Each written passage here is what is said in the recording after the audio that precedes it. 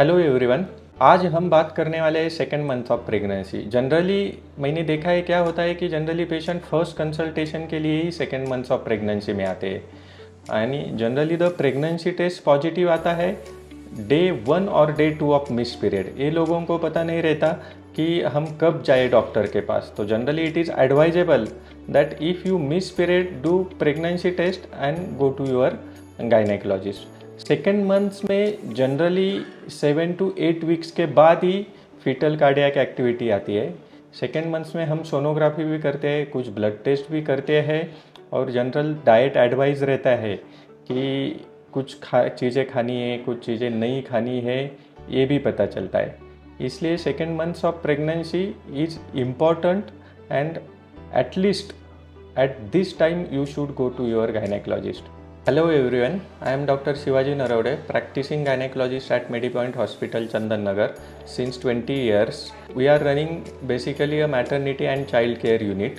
We have delivered more than 5,000 babies, including high risk deliveries and complicated deliveries also. जैसा मैंने last video में बताया है कि जेस्टेशनल एज कैलकुलेशन कैसे होती है। तो जेस्टेशनल एज जनरली सभी जगह यानी सभी डॉक्टर्स वीक्स में कैलकुलेट करते हैं। Normal pregnancy duration is considered as 40 weeks of pregnancy, 40 weeks. So वो कैसे कैलकुलेट करते हैं? तो it is first day of last menstrual period. Generally it matches with the sonography when your cycles are regular.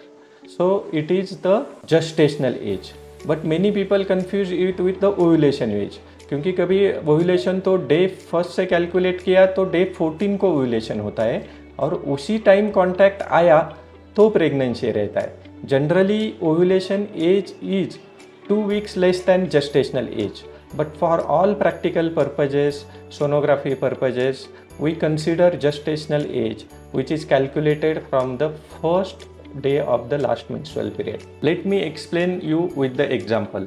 Suppose 1st of April को आपका last menstrual period है, तो आप प्रेगनेंसी टेस्ट कब कर सकते हैं कि पीरियड मिस होने के बाद, यानी 1st of May के बाद। तो जनरली डे 2 को ही प्रेगनेंसी टेस्ट पॉजिटिव आ सकता है। तो आपने घर पे प्रेगनेंसी टेस्ट पॉजिटिव आया तो आप डॉक्टर के पास आते हैं। लेकिन जब मेरे पास आते हैं तो you already in second months, because the pregnancy age और gestational age is calculated from first day of last menstrual period.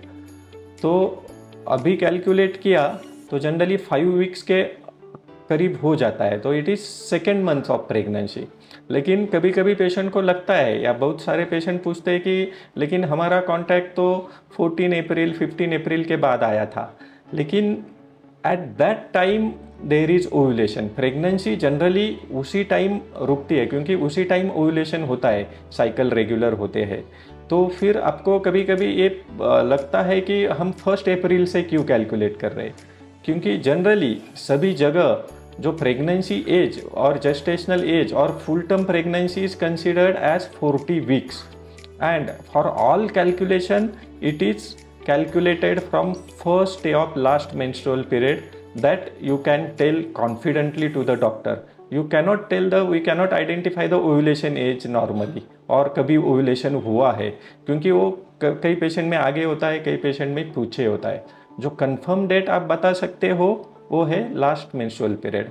सो वहाँ से हम जनरली कैलकुलेट करते हैं। In this second month generally most of the things must be done, that is you should visit your doctor, then doctor advises you some diet, some test, and around 7 to 8 weeks we will be doing sonography for confirmation of the pregnancy and also the heartbeat of the baby, and we should confirm the gestational age or pregnancy age at that sonography, which is also called as the dating scan। क्योंकि dating scan में क्या होता है कि कभी कभी आपके cycles regular नहीं होते, तो फिर सोनोग्राफी का एज और आपका मेंस्ट्रुअल एज डिफरेंट आता है। तो उसी हिसाब से हम final expected date of delivery calculate करते हैं सोनोग्राफी को कोरिलेट करके। इसलिए प्रेगनेंसी डायग्नोज होने के सेकेंड मंथ में आपको डॉक्टर को विजिट करना बहुत ज़रूरी होता है। एक बार प्रेगनेंसी डायग्नोज होने के बाद, कंफर्म होने के बाद आपके बॉडी में कुछ कुछ चेंजेस आते हैं। जनरली ये चेंजेस आपको प्रेगनेंसी टेस्ट करने के पहले भी पता हो सकते हैं, जब पीरियड मिस होता है। जनरली हम मूवी में तो प्रेगनेंसी कैसे डायग्नोस होता है आपको पता है, एक वोमिटिंग दिखाते हैं और प्रेगनेंसी हुआ diagnose.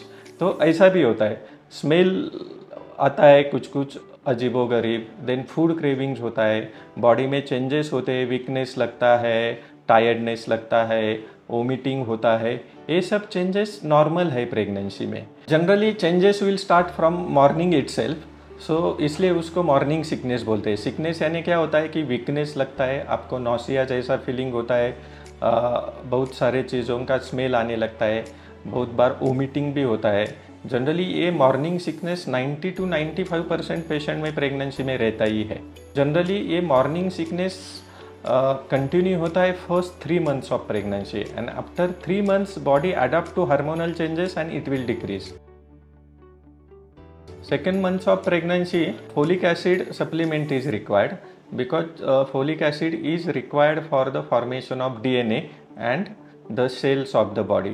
Other supplement generally in first 3 months are avoided or should be avoided. If required, vomiting का टैबलेट डॉक्टर आपको दे सकते हैं। It is also benefit versus risk. If vomiting ज़्यादा है तो ही वो टैबलेट लेना चाहिए, नहीं तो जनरली अवॉइड करना चाहिए। Second month of pregnancy is most important regarding the development of the baby, क्योंकि यही मंथ में बेबी में जान आ जाती है, हार्ट बीट अपीयर हो जाते हैं। सो इसलिए ये इम्पॉर्टेंट मंथ रहता है। सो एट 7 to 8 weeks हम सोनोग्राफी करते हैं। सोनोग्राफी में हमें हार्ट बीट क्लियरली दिखाई देता है, तो उसी हिसाब से फिर प्रेगनेंसी कंफर्म भी हो जाता है और लाइव प्रेगनेंसी कंफर्म हो जाता है। Now let me give you few tips for the second months of pregnancy.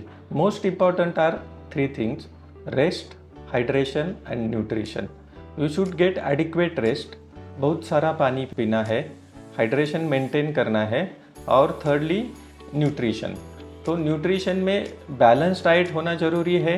आपका जो रूटीन डाइट है उसमें आपको पता है ड्राई फ्रूट्स ऐड कर सकते हैं, फ्रूट्स ऐड कर सकते हैं, सब्जियां ऐड कर सकते हैं। और सबसे इम्पोर्टेंट कि कभी कभी बहुत सारे पेशेंट पूछते हैं कि फूड क्रेविंग्स रहता है, यानी बाहर का खाने का मन होता है, पानी पूरी खाना है, चाइनीज़ खाना है। I think it should be generally avoided, because कि सबसे इम्पॉर्टेंट रिस्क है हाइजीन रिस्क। उसमें इफ़ हाइजीनिक नहीं रहेगा तो कुछ इन्फेक्शन हो गया तो एंटीबायोटिक देना पड़ा या बाकी कुछ पेन किलर देना पड़ा, फीवर मेडिसिन देना पड़ा, तो इट इज़ रिस्क। सेकेंडली, आपको बहुत ही क्रेविंग है तो किसी हाइजीनिक रेस्टोरेंट में जाके आप कभी कभी खा सकते हैं, लेकिन जनरली मेरे ख्याल से चाइनीज़ फूड तो अवॉइड ही करना चाहिए। You should stick to healthy Indian diet. Another important thing is that कि जब आपका सेकेंड प्रेगनेंसी है और पहला बच्चा भी छोटा है और ब्रेस्ट फीडिंग कर रहा है, तो आपको ब्रेस्ट फीडिंग 100% स्टॉप करना चाहिए। धीरे धीरे करो, एक 15 या मैक्सिमम 1 month। बेबी को पास में लेना थोड़ा सा अवॉइड करो, क्योंकि वहाँ से फिर भी हार्मोनल स्टिमुलेशन हो सकता है। ये बहुत इम्पोर्टेंट है और बहुत सारे लोग ये भूल जाते हैं। Hope I have addressed many things of second months of pregnancy, but आपको फिर भी कुछ क्वेश्चंस है, कुछ क्वेरीज है, तो आप कमेंट बॉक्स में टाइप कर सकते हैं, मैं उसका आंसर देने का प्रयास करूँगा। Thank you.